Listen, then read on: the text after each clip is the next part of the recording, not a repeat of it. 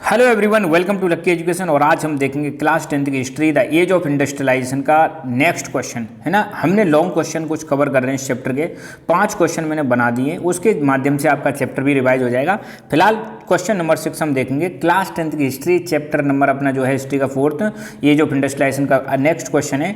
Advertisements played a part in expanding the market for products and in shaping a new consumer culture, explain. या फिर इसको ऐसे भी दे सकते हैं, in which way did the British and Indian manufacturers and traders advertise their product.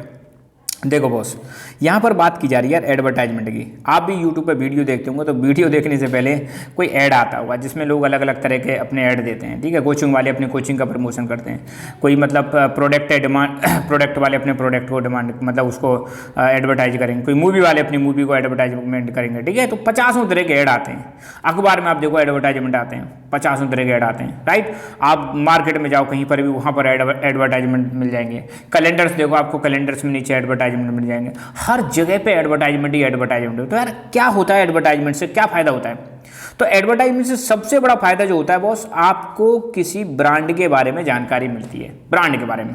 अब जैसे गर्मियां स्टार्ट हो गई तो भाई सब कोल्ड ड्रिंक के धुआंधार ऐड आएंगे, स्प्राइट के आएंगे, ड्यू के आएंगे, माउंटेन ड्यू के आएंगे, डर के आगे जीते, आप सब जानते हो, right.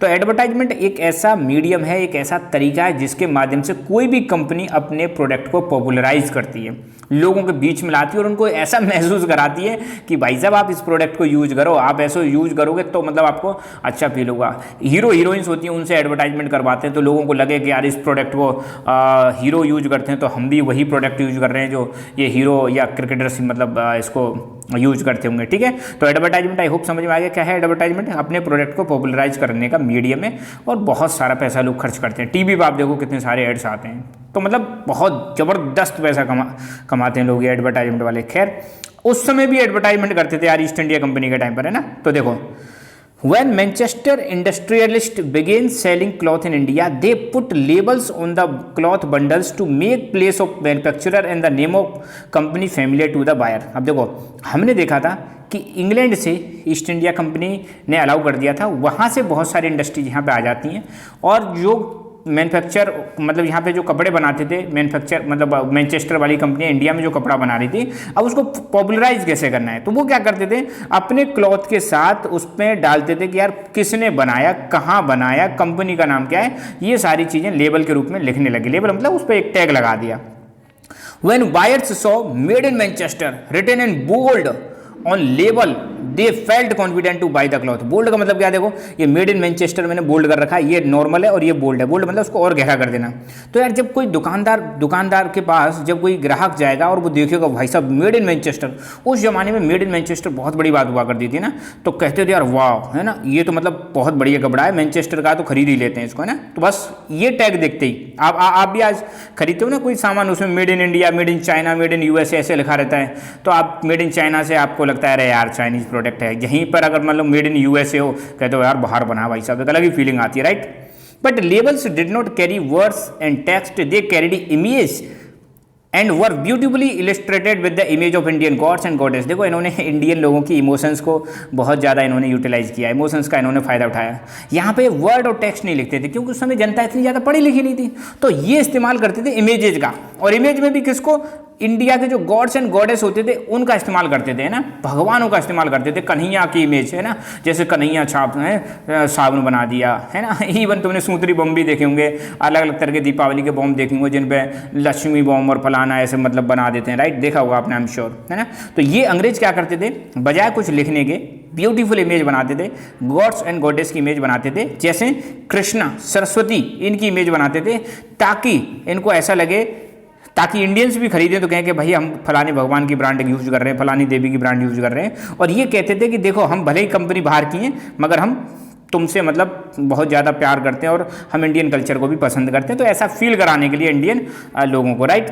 Manufacturers also printed calendars to popularise their product. ये क्या करती थी कंपनियां बाहर वाली, ये कैलेंडर भी छापती थी और कैलेंडर के नीचे ऊपर जहाँ भी साइड में वहाँ पे अपना एडवर्टाइजमेंट करती थी अपने प्रोडक्ट को पॉपुलराइज करने के लिए। These calendars were used even bye illiterate. अब यार देखो इमेज छप रही है यार, इमेज तो सबको दिख जाएगी ना, अनपढ़ लोग भी इसको देख लेते थे। They were hung in the tea shops and homes of poor even in offices and middle class apartments. तो जो कैलेंडर होते थे गरीब से गरीब घर में भी ये मतलब दे देते थे, वो वहाँ पे लटका देते थे। चाय की दुकान होती थी वहाँ पे लटका देते थे, ऑफिसेस में लटका देते थे, मिडिल क्लास अपार्टमेंट। आज भी आप देखो घर घर में कैलेंडर मिल जाएंगे, सबको कैलेंडर का शौक होता है ना, तो उसमें हर पेज पे अलग अलग एडवर्टाइजमेंट होते हैं, आज भी आते हैं। When Indian manufacturers advertised nationalist images was clear and loud. अब देखो विदेशियों ने तो क्या किया, इन भगवानों की मतलब तस्वीरों का इस्तेमाल किया, मगर हमारे देश के लोगों ने, हमारी देश की कंपनियों ने जब एडवर्टाइजमेंट करना स्टार्ट किया तो इन्होंने नेशनलिज्म का सहारा लिया, है ना। और if you are care of for the nation then buy only Indian product. और ये इंडियन वाली जो कंपनी होती थी ये कहती थी अगर आपको देश की थोड़ी सी भी चिंता है तो बॉस आप इंडिया का ही प्रोडक्ट खरीदें, बाहर का प्रोडक्ट ना खरीदें। और एडवर्टाइजमेंट इस प्रकार एक व्हीकल बन जाता है नेशनलिस्ट मैसेज फॉर स्वदेशी। और आपको पता होगा स्वदेशी एक बहुत बड़ा हमारा मतलब हथियार था, है ना। जब भी मूवमेंट हुआ, एनसीएम मूवमेंट देख लो, नॉन कोऑपरेशन मूवमेंट देख लो, आप सीडीएम मूवमेंट देख लो, सिविल डिसोबीडियंस मूवमेंट, स्वदेशी मूवमेंट देख लो, हर मूवमेंट में हमने स्वदेशी को प्रमोट किया था, इंडियन गुड्स को प्रमोट किया था, विदेशी गुड्स का बहिष्कार किया था। तो कुल मिला के एडवर्टाइजमेंट एक ऐसा तरीका है जिसके माध्यम से कंपनियों ने अपने प्रोडक्ट को पॉपुलराइज करने की कोशिश की। इसमें ब्रिटिशर्स ने भी अपनी प्रोडक्ट को पॉपुलराइज करने की कोशिश की और इंडियंस ने भी अपने प्रोडक्ट को पॉपुलराइज करने की कोशिश की। ब्रिटिशर्स ने इंडियन गॉड्स एंड गॉडेस का इस्तेमाल किया, इंडियंस ने नेशनलिस्ट इमेजेस और नेशनलिस्ट मैसेज वहाँ पे लिखे ताकि लोगों को स्वदेशी की भावना डेवलप हो सके, देसी चीज़ों को ज़्यादा से ज़्यादा प्रमोट करें। ये कहानी है एडवर्टाइजमेंट के बारे में। So thank you so much, keep learning, keep enjoying and God bless you all.